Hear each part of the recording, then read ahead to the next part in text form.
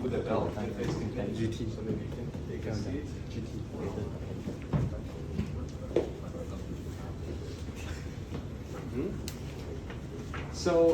So for lumbar extension,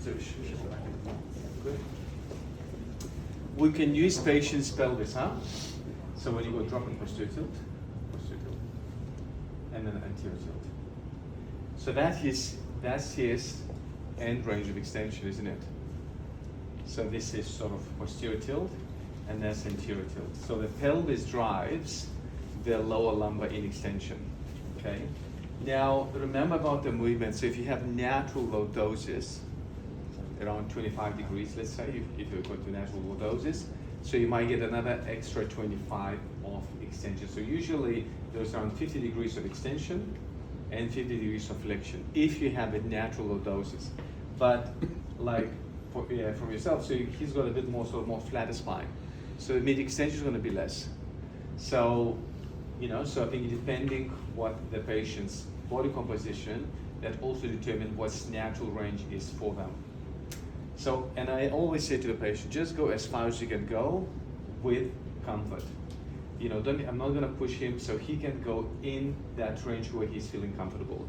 So again, we will do that 6-10 repetitions and use that on 3 sets of that. Okay. So with the belt, so again, we place the belt just below the ASAS. And I do like to keep the buckle a bit more to the side.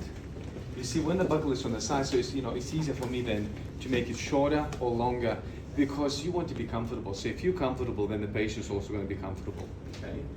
Right, so if the pain is on the right side of it, again, I stand a bit more to the left, and again, just drop in the posterior tilt. Now apply the snag, and let's go into extension. So he goes up, and then let go and relax. Good, but I'm maintaining that constant pressure again.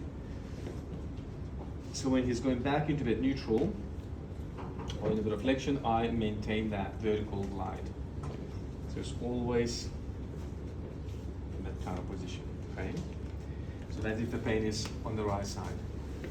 If the pain is on the left, then the same thing, I stand on the right a bit. Again, I supinate, maintain, and now let's go. So he actively goes, so but I'm not pushing him. I see sometimes people go into extension, pushes them. So yeah, so try not to push him. So really just maintain that, and the patient goes at the point where they feel comfortable with no symptoms. Okay. So small movement. Now pain is in the center of the lumbar spine. It doesn't matter which hand. So I tend to use right, but you can use left. Okay. So it really doesn't matter. But so again, so spinal processes and come up again for me. So come into extension and then relax there. Make it to extension actively and relax more. Good. And then relax and then let go. Okay? So that would be extension in sitting. For some people, might be a bit difficult even to sit because they've got a lot of pain. So I guess you come into standing for me. And maybe we use that wall beneath us, okay? For the extension, okay? So I get the patient, for some people, like someone asked me about the shift, but we'll look at the shift later. But if a patient, for whatever reason, cannot sit or it's too difficult, I get you just to place your hands sort of with the elbow straight against the wall. And you don't have to use the belt for this. You could place one hand around the tummy, this hand on the area where the pain is, so you find that. And the snag comes from both hands, okay? So both hands apply the snag, go into extension, dropping your pelvis forward, just pelvis. Don't worry about the scapula is relaxed, keep your elbows here. It's only your pelvis forward, that's it. Okay, so let me show you. So when you do that, I just do to drop the pelvis and come back. So it's kind of a small movement. So don't worry too much about the shoulders, just sort of along the spine. Good, so up and let's go. That's it. Keep the knee straight, drop the pelvis. So it's got a bit of motor control issue. It'd be difficult. Okay, and go forward. No, not the knees. Your pelvis, your pelvis. Drop the pelvis forward. Yes. Okay. That's the one. Okay. That's the one.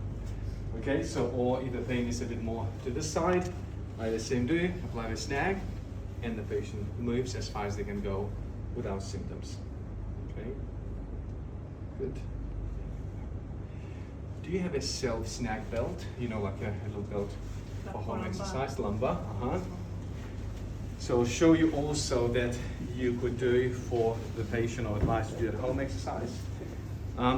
Because typically people don't do home exercise, huh? But if you show that this exercise associated with reduction of the symptoms, they're more likely to do it. So you almost sell the exercise the way that you demonstrate that, okay, this exercise is reducing your symptoms, so probably it's a good thing to do. I don't give them many exercise, you know, especially for mobility. I think one is enough, really one or two to begin with. Thank you. So this is kind of a lumbar snag. So what you can do for the patient, so the patient places the belt in the area where the pain is, then he flexes the elbows and applies a bit of a traction. So you can do this for extension pain, okay? But you also could do this for flexion. And I think, you know, some people who are afraid to bend from standing, sitting is less threatening. Like I showed you for kneeling the exercise, you know, so sitting can be less threatening for people, and then they can start with this. We can do it in the office every maybe hour for a few times just to maintain that mobility. So that would be a snag for lumbar flexion and sitting. But you can also use the towel. So do you mind just passing me the towel? Thanks. So if you don't have that, you can use again sharp edge of a towel, placing just behind the back. Biceps lift, and then they can do the same thing with the towel. Lumbar flexion, or they can use lumbar extension as well. Okay, so always supplement with exercise. If that worked, I do give them exercise. That improves their confidence, reduces the pain, so multifactorial benefit really for that. So do you guys have any questions? Okay. Difference when we do in sitting and standing, that mobilizing different segment? Look, so like I said, we did standing. I've chosen standing if the patient cannot sit, or they have too much pain maybe in sitting. So we can use straight in standing. Okay. Yeah. So have a go at those two techniques, and then we will